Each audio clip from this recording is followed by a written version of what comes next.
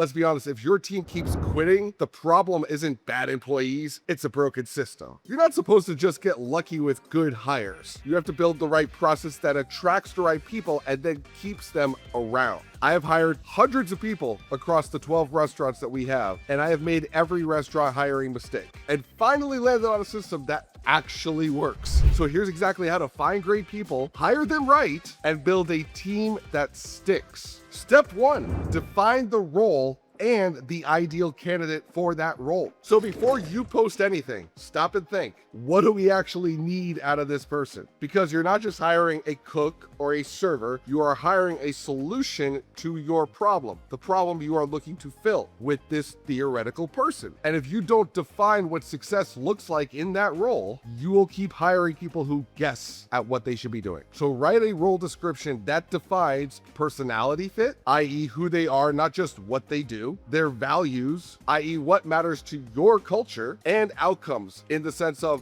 what does it look like to be successful after 90 days at this job. And let's keep it simple. Instead of must have knife skills, A real chef's knife. It's not a toy. You understand?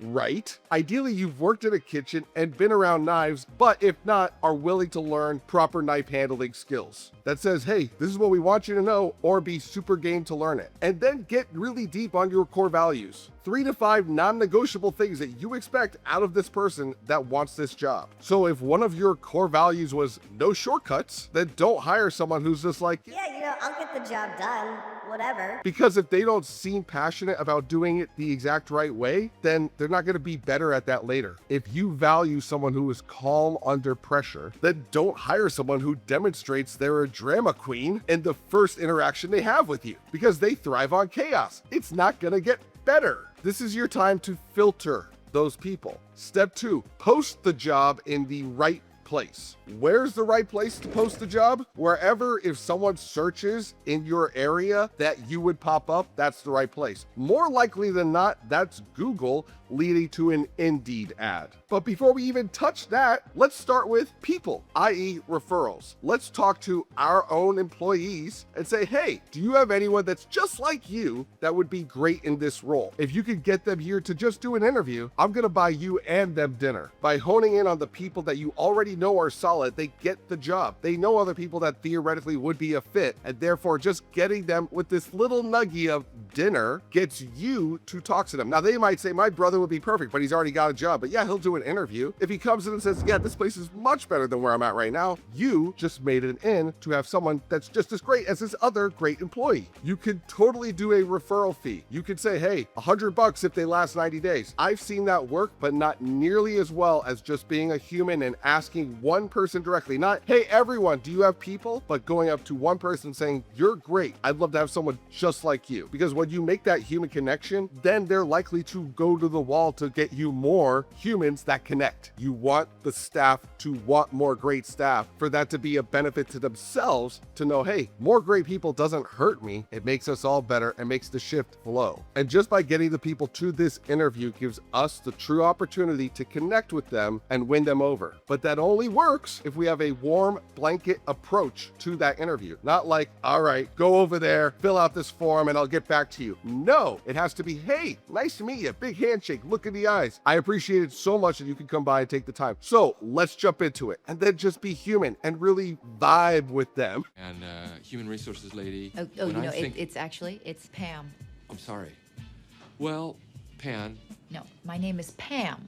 Are you saying Pan or Pam? And see if they fit and be as human as possible, because if they feel welcomed and everyone else is welcoming and they're getting a meal out of it and they feel like, oh wow, this feels like where I should work, then it will become the place they work, which is what you want. So the warm blanket approach is how you have to conduct yourself, because they are not getting interviewed. You are the one getting interviewed. They have an abundance of options. You need solid people. And if you want to get them, you have to approach this like you're being interviewed as well. Once we've exhausted all of that and we still need to go online, then we're going to go to Google Google and say, hey, restaurant jobs in your town. See what pops up. If it is Indeed, then we got to be on Indeed. If it's on kerfuffenplop.com, then your ass needs to be there. Right now, more likely than not, it's Indeed. So go on Indeed, look up the jobs. How do you compare? Because if they are priced way higher than you and you're going to go way lower on price and be obvious about it like that and not mention your tips or any capacity to grow, you're not going to get applications. The same thing goes for Facebook and Instagram. Post there, but be as human as possible. This is a great way to nurture your local base because people who follow you on Instagram or Facebook are more likely than not local, and their families and those other people that already are customers of yours. You are using this base first, preferable to going and spending money on Indeed. And let's talk the now hiring sign. It works-ish. If it looks like you're desperate, like, hey, no one wants to work here, now hiring, it's not good. If it's, hey, we're growing and we need you, and you can get all those words across, that's much more approachable than we need people because we suck and everyone left. Now, when you write your post on whatever you're doing, be as human as possible. Do not be the Application Matrix Robotron 5000. because that's what most people do. Don't do that. It's an ad. And what are ads intended to do? Advertise. So be an advertisement. Here's your headline on your ad. You like rocking in the free world? Well, we're doing that daily at blank restaurant. If that's your vibe, go for it. We're a family-owned restaurant looking for dope people like you to take us to that next level. All we ask is you show up on time, willing to work, down to learn more stuff, and want to be a decent human to help us with our charitable causes and get paid for the privilege. Something like that is going to pull in way more 17 to 35-year-olds than something that says, now hiring, cook, must have knife skills, must show up on time. Oh, really? Must show up on time? This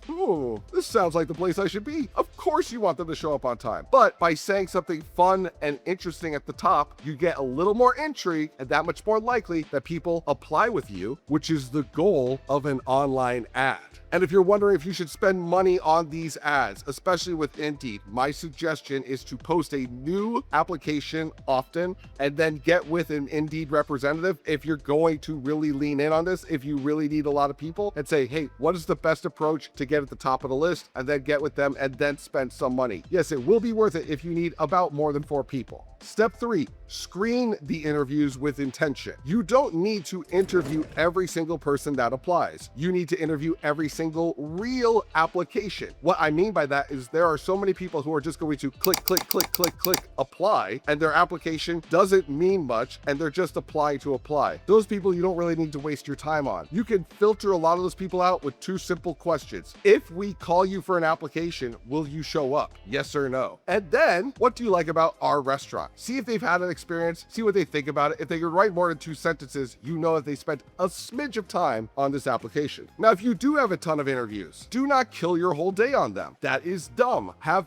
everyone show up at 1 or 2 separate times, maybe just one day of the week. So you could say, hey, Tuesdays at 9 a.m., you could all come, or 3 p.m. And then if you were thinking 10 people applied and hopefully 10 would show, instead of that killing your day when they didn't show and only 4 people showed, well, you still wasted no time. So a group interview where only 4 people show, you can now say, okay, hey, here's what we're going for, here's our goals, and you can see what they all say. And if 2 people seem super checked out, you could then politely say, all right, thank you so much for coming today, and take the other 2 people to a follow-up interview right there and then, or schedule a follow-up interview. By doing this, you cut down on your time waste and get right to the best candidates immediately. Now let's talk about the good things you're looking for, the green flags. If they've been at a job previously for more than 2 years, green flag. That shows that they have stability. If they want to progress in their career, if they're saying, yeah, I'm looking to become a manager one day, green flag. That shows that they do want more out of life, which means that they're gonna hustle harder. If they've worked in a similar concept or service,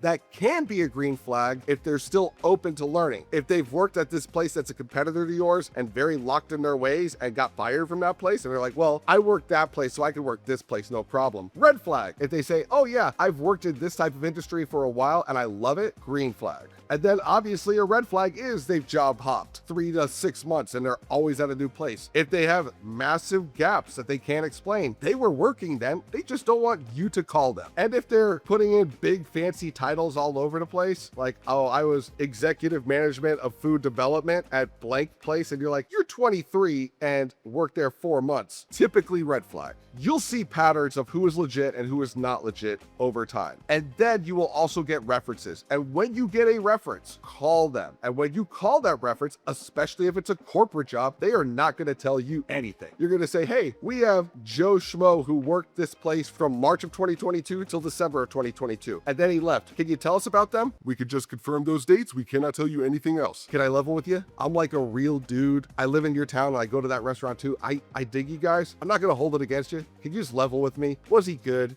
Was he bad? Like, what happened? When you do that, you have a hope that the HR manager breaks policy and says, all right, here's the thing. He's a good kid, but he just kept showing up late. All right, I appreciate it. Thank you so much. And now you can act on that data. Be human to get a human reaction. And if you've been having troubles with your hiring process, getting good staff, or just developing a team because your job postings are off or people aren't applying, then book your restaurant review call. The link is in the description. We'll look at what you're doing online and see what we would change immediately, and then see if Unsliced is a solution to build a team over time for you and your brand. Step 4, conduct a SMART interview. Go in knowing exactly what you want to learn. So before you ask a single question, set the tone. Because when this candidate walks in, they're already nervous. It's like the first day of high school. They're like, where do I go? What's weird? Will people like me? That's the feeling. And most restaurant owners treat this moment like an inconvenience to them, instead of an opportunity to welcome someone in. All right, fill this out, go over there. We'll be with you in about 10 minutes. Name,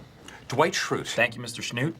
We will let you know. Don't do that. That is not how you are going to build loyalty. You are not testing them. You are building connection with a future potential employee. And it's also not how you're going to outperform other restaurants in your area that they apply to. Meet them like a courteous professional. Shake their hand, look in their eyes. Hi. Hi. Very good handshake. Good wrist action. Thank them for coming. Get them a drink and let everyone introduce themselves to these people so that everyone feels like, wow, this place might be different than every other place I've worked at. Huzzah! That's the feeling you want right then and there. That little use of time is going to go way further than any ad or any other thing you've done up to this point. That also means that you train your team to be a part of this warm blanket approach. The warm blanket approach is tactical. It's on you to be human. It's on your team to support it because they want great team members and they know this is how we get them. Now we have them sat down and now we're going to ask them questions about who they are and where they've been. Go through their history. What was this place like? Oh yeah, what happened there? How much did you enjoy that? Just have a conversational look at everything that they've written about where they've been. See how they reference it and talk about it and what they liked about it and what they didn't like about it. And especially why they would stay there and then what happened that they left there. And then why they decided to apply here. What about this place sounds great? And also, out of all the places you've applied to, where do you want to work at the most? Now this is a gimme question, but if they say, I really want to work at that other place, that's a red flag. You're like, oh, then maybe this isn't for you. But if they say, I really want to work here, and I've worked at all these other places, and I can't wait to work here because I love it so much, and I've eaten here with my family, and blah, blah, blah, blah, blah. These are all good things. Now we can get into questions beyond just asking about the past, such as, describe the hardest work experience you've ever had and what you learned from that experience. This will show you if they are the type of person to push through struggle, or if they are the type of person to complain about former employment. If they said, oh man, we had the hardest night ever, we were just tons of orders, but we got through it and I felt amazing, that would be great. And they said, oh man, I had this boss who was a total jerk who would just ride me all day. He was just crazy. That would be a bad sign. And while you're talking to them, see how they communicate. If they're a front of house potential person, are they looking you in the eyes? Are they approachable? Would you want this person to serve you? And if they're back house focused, do they feel efficient? If they're kind of just lackadaisical, it doesn't give you the vibe that they're going to hit the ground running. But if they're, yep, I worked there and I really liked it, but I thought we could have done more, that would be a more efficient gung-ho response, which is what you want out of your back of house. If they're vague, give very, very small answers, or seem cagey, you're gonna have to gauge, is that just youth? Is there something else going on here? Or are they just not a good fit? If they can't show respect, if they can't communicate well, it's not going to get that much better once hired. There are things you can teach. There are things that you are not going to be able to teach quickly. But if they are polite, prepared, and curious, you can do a lot with almost anyone. And that assumes you return that same respect. Now, all these red flags I've learned after doing this for 20 years. And I've compiled all those lessons into one 23-minute video. I think you'll dig it. It's 21 years of restaurant advice in 23 minutes. Step 5. Hiring and making the offer. At this point, we've decided we are going to hire for attitude, not simply for acumen or talent, because those are wildly overrated. Skills can be trained. Work ethic, humility, and accountability cannot. The right hire has said the things like, I want to grow. I like learning systems. I am very detail oriented. The wrong hires have said, yeah, the whole place used to run off me. I just want something, chill right now. My last boss was a nightmare. So once we found the right people and we know this person's great, we are going to call them back within 24 hours. This is not dating. Do not wait 3 days to make them feel the vibe that you might not need them, because someone else is going to call them, and get with them to clearly explain their payment, their pay schedule, their schedule at work, the expectations of the job, and how excited you are to have them come work at your restaurant. Along with that, what support will look like day one, i.e. you will be with Charlie, our trainer, who will be taking care of you Monday when you show up at 9 a.m. He'll be there bright and early to meet you. Step 6. Onboard like a pro. Hiring is not the finish line, it's the starting line. The first week will determine if they will stay or if they will not. So we've done all this work up to this point to make sure we have the best possible people, but it doesn't mean they're all going to get through. And if they all get through, your onboarding training is not ideal. Some people need to not make the cut. Have everything ready. The checklist of their first day, their trainer, the employee orientation and onboarding, all of that in place. Get the legal stuff super tight, all done, all clean, all onboarded first. Make a process that is seamless, that they know, okay, I've signed all my legal documentation, I have my uniform, I have my onboarding training checklist, here's my trainer,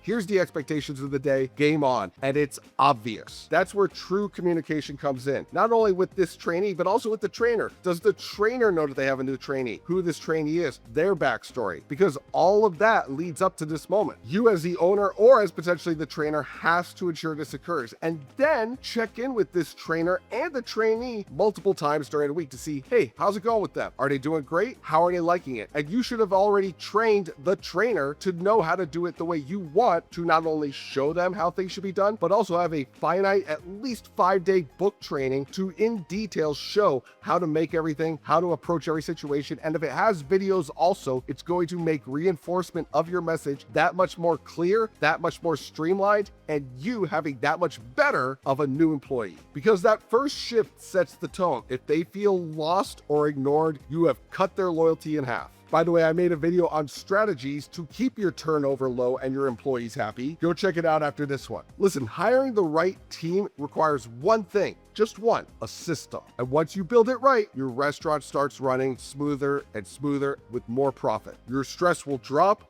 and the acumen and integrity of your employees will increase. And that is exactly what we help other owners, real independent restaurant owners like you, do inside of Unsliced. We go deeper than just hiring. You get to use the exact same system that we use at this 12-store multi-million-dollar restaurant group, so you can then do it your way with your training and therefore get to the same goals of what we're achieving ourselves, so that your whole restaurant is way less dependent on you and more dependent on the system. And if you are tired of constantly replacing staff, or always feeling like you're behind, or you're just running a business that's chaotic, check out Unsliced. The link is in the description. Book a free restaurant review call and we will talk to you about your restaurant and brand. Thank you so much, and I will see you on the next one.